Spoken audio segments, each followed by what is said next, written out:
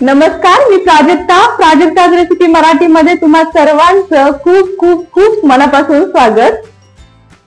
आज आपण युनिक पद्धतीने मिरचीचा ठेचा बनवणार आहोत। मिरचीचा ठेचा म्हटलं की भल्या तोंडाला पाणी आल्याशिवाय अजिबातच राहत नाही। चला तर आज आपण मिरचीचा ठेचा बनवायला सुरुवात करूयात।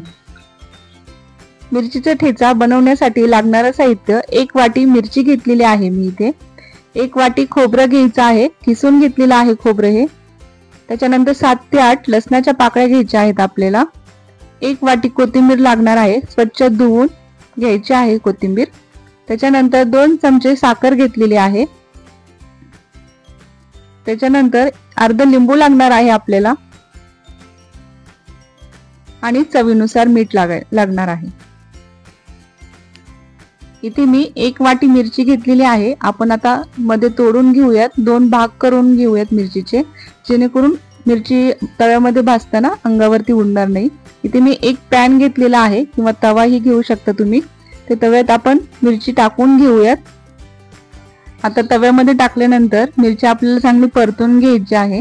तुम्ही बघू शकताय मिरचीचे 2 भाग केल्यामुळे मिरची अंगावरही उडत नाहीये आणि आतमध्ये चांगली भाजली जाते आणि पचायलाही हलकी होते।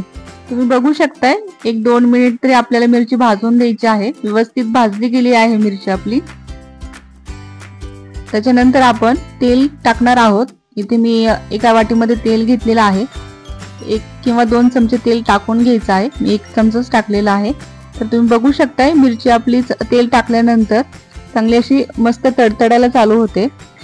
त्याच्यानंतर 1 वाटी खोबरं टाकून घ्यायचंय किंवा तुम्ही नारळ सुद्धा टाकू शकता, किसलेलं नारळ। तर किसलेलं खोबरं टाकून घेतलेलं आहे। त्याच्यानंतर 7 ते 8 लसणाच्या पाकळ्या, तर हे परतून घ्यायचं आहे। 1-2 मिनिट तरी आपल्याला हे परतून घ्यायचं आहे। तुम्ही बघू शकताय मी इथे 1 वाटी कोथिंबीर घेतलेली आहे।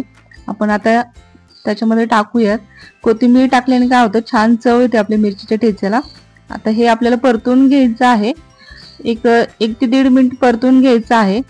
मिरचीचा ठेचा बनवायचा म्हटलं की त्याला मिरची ते सगळं खोबरं वगैरे परतणं खूप गरजेचं असतं, त्याने चव येते। तर तुम्ही बघू शकताय 1 ते 1.5 मिनिट हे परतून घेतलेलं आहे मी। तुम्ही बघू शकताय हे परतलं गेलेलं आहे। तर आपण एका खलबत्त्यामध्ये काढून घेऊयात। तुमच्याकडे उकळ जरी असेल तरी तुम्ही उकळातही कुटू शकता किंवा तव्यात सुद्धा रगडू शकता। तुम्ही बघू शकताय उकळामध्ये आपण काढून घेतलेला आहे किंवा खलबत्त्यातही म्हणू शकता। त्याच्यानंतर आपण 2 चमचे साखर टाकून घेऊयात। त्याच्यानंतर चवीनुसार आपल्याला मीठ टाकायचं आहे। इथे मी 1.5 चमचा मीठ टाकलेला आहे, तुमच्या चवीनुसार तुम्ही टाकू शकता। आणि अर्ध लिंबू घेतलेला आहे, ते आपल्याला पिळून घ्यायचं आहे। काय होतं की मिरचीचा ठेचा जो आहे आपला तो कमी तिखट होतो आणि खायलाही टेस्टी लागतो। तर आपल्याला हे उकळा टाकल्यानंतर हे असं कुटून घ्यायचं आहे। बारीक कुटून नाही घ्यायचं, आपल्याला जाडसरच ठेवायचं आहे, जेणेकरून आपल्याला भाकरी सोबत खाताना छान लागेल। मी एक भाकरी घेतलेली आहे, त्याच्यावरती आपला जो मिरचीचा ठेचा ठेवून घेऊयात। झालेला आहे आपला मिरचीचा ठेचा रेडी। तर तुम्ही बघू शकताय मस्त दिसतोय, झणझणीत आणि चमचमीत असं झालेलं आहे हे बघा। आता आपण काढून घेऊया त्याच्यावरती। तुम्ही बघू शकताय बघता क्षणी खावासा वाटणारा मिरचीचा ठेचा झणझणीत आणि चमचमीत झालेला आहे। युनिक पद्धतीने बनवलेला आहे, त्यामुळे मस्तच लागणार आहे। त्याच्यासोबत भाकरी आणि कांदा। तर तुम्ही नक्की घरी ट्राय करा, मस्तच लागणार। कशी वाटली रेसिपी नक्की कमेंट करून सांगा। चॅनल वरती नवीन असाल तर सबस्क्राईब करा, शेअर ही करू शकता आणि लाईक ही करा। तर वेळात वेळ काढून रेसिपी पाहिल्याबद्दल तुम्हा सर्वांचे खूप खूप खूप मनापासून धन्यवाद।